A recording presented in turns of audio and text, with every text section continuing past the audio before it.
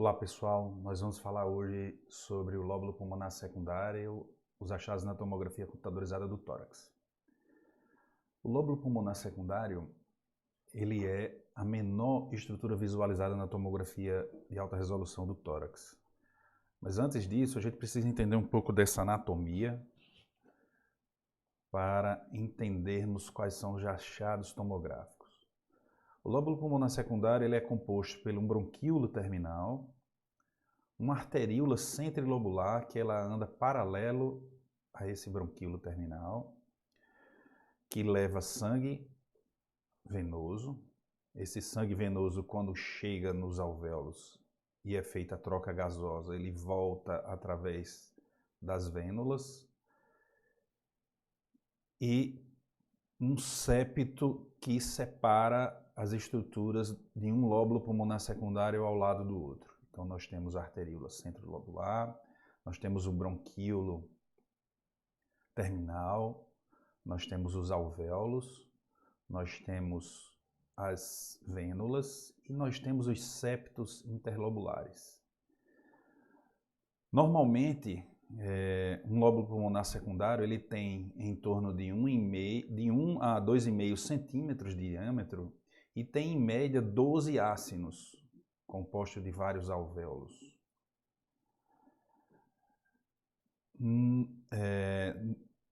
Entremeando essas estruturas, você tem um interstício, que é um interstício intralobular, separando os ácinos.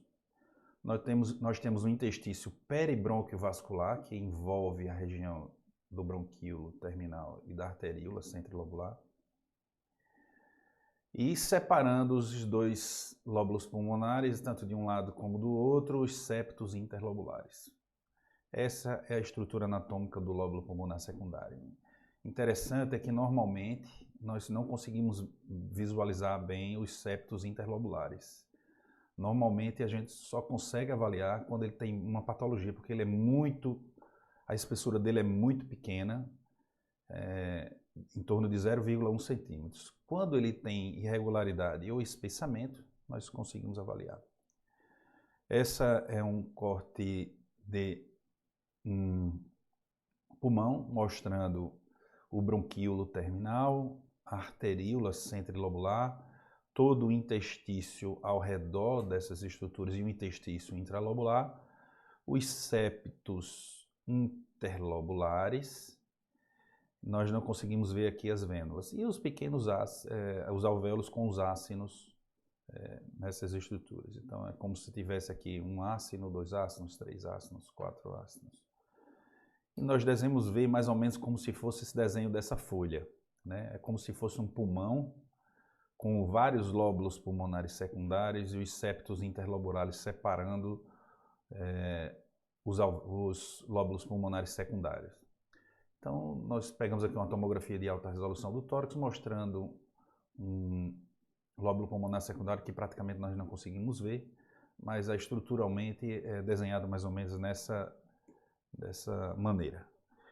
E só passando algumas patologias, só para vocês entenderem como fica fácil depois que você sabe a anatomia, a fisiologia dessa região, é que os pacientes portadores, por exemplo, de uma insuficiência cardíaca congestiva, em que o coração consegue bombear sangue através das arteríolas centrilobulares, mas tem dificuldade de retorno venoso, né, do sangue arterializado do sangue arterializado através das veias pulmonares.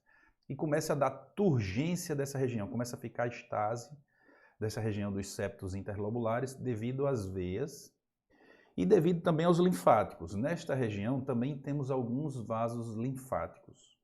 Então, quando você tem um processo de congestão pulmonar, você tem espessamento dos septos interlobulares. Quando eles aparecem na periferia e nas bases pulmonares, nós chamamos isso de linhas B de Kerley. Então, se você tem espessamento dos septos interlobulares na periferia, nas bases pulmonares, deve ser um edema muito provavelmente cardiogênico.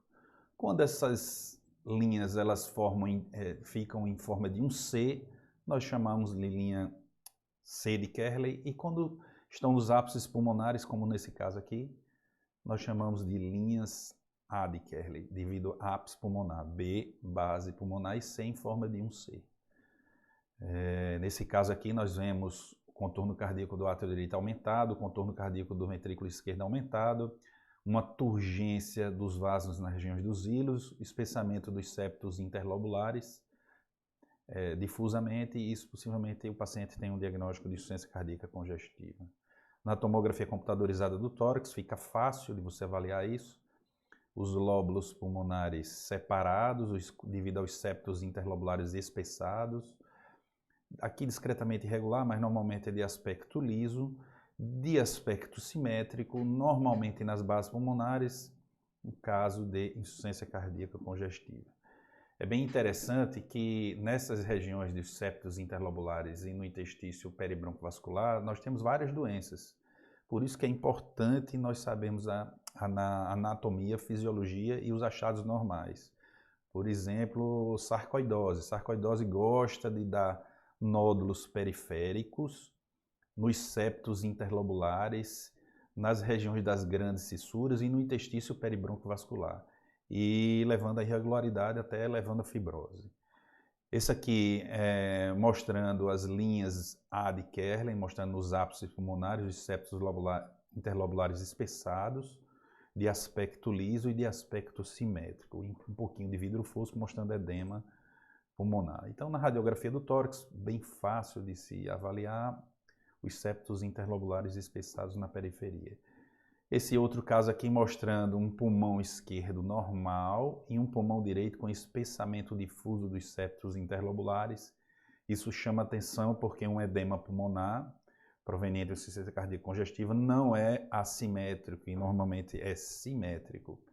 Então, essa assimetria com esse espessamento discretamente irregular dos septos interlobulares, deve-se pensar a possibilidade de linfangite carcinomatosa. Que nesse caso aqui fica bem mais claro os septos interlobulares bem espessados e irregulares, com pequenos nódulos centrolobulares. É uma linfangite carcinomatosa de um câncer de pulmão. Bem, pessoal, era isso que eu queria falar. Lóbulo pulmonar secundário, bem interessante, é a base de tudo para iniciar a tomografia de alta resolução do tórax. Muito obrigado.